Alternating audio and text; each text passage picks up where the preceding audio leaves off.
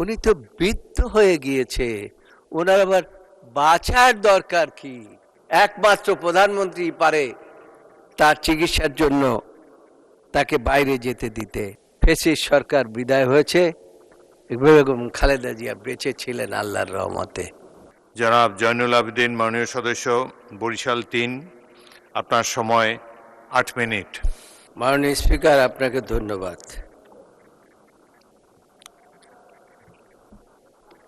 রাষ্ট্রপতি,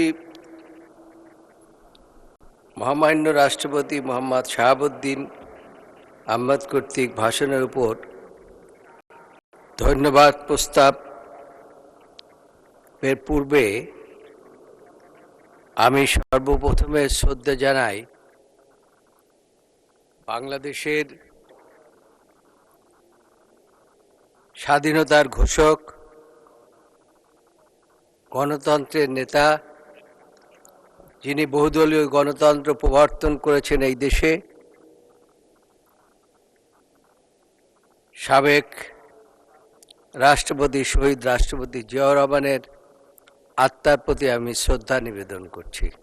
ফ্যাসিস্ট সরকারের বিদায়ের পরে তিনি অন্তর্বর্তীকালীন সরকারের দায়িত্ব নিয়ে অন্তর্বর্তীকালীন সরকারের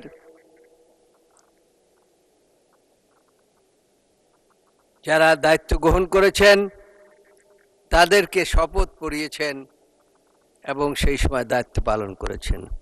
কৃতজ্ঞতা প্রকাশ করা উচিত আমাদের বিরোধী দলীয় নেতৃবৃন্দের, যে তারা তার কাছে শপথ পড়ে আবার তার সম্বন্ধেই তারা সমালোচনা করেন।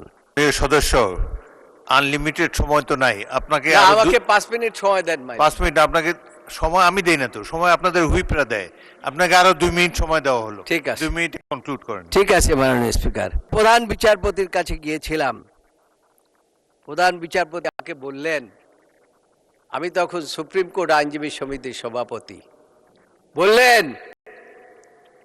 বেল যদি আমি দেই, সিনহা বাবুর মতো যদি আমার অবস্থা হয়, আপনি কি রক্ষা করতে পারবেন?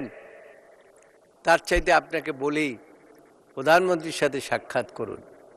একমাত্র প্রধানমন্ত্রী পারে তার চিকিৎসার জন্য তাকে বাইরে যেতে দিতে অনুমতি দিতে পারেন। যে কোনোভাবে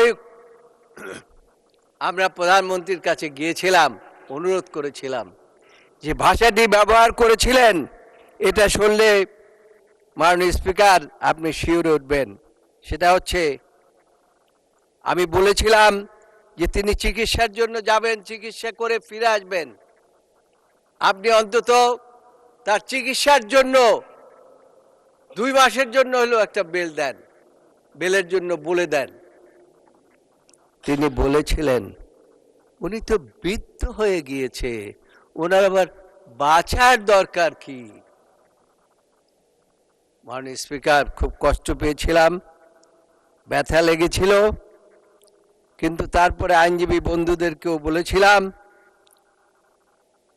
বেগম খালেদা জিয়াকে মুক্ত করতে পারি নাই। আল্লাহর বিধান কেউ খণ্ডাতে পারে না। ফ্যাসিস্ট সরকার বিদায় হয়েছে, বেগম খালেদা জিয়া বেঁচে ছিলেন আল্লাহর রহমতে। তবে আজকে খুশি হতাম, সারা জাতি খুশি হতো যদি তিনি দেখতেন যে আজকে ফ্যাসিস্ট সরকার বিদায় হয়েছে।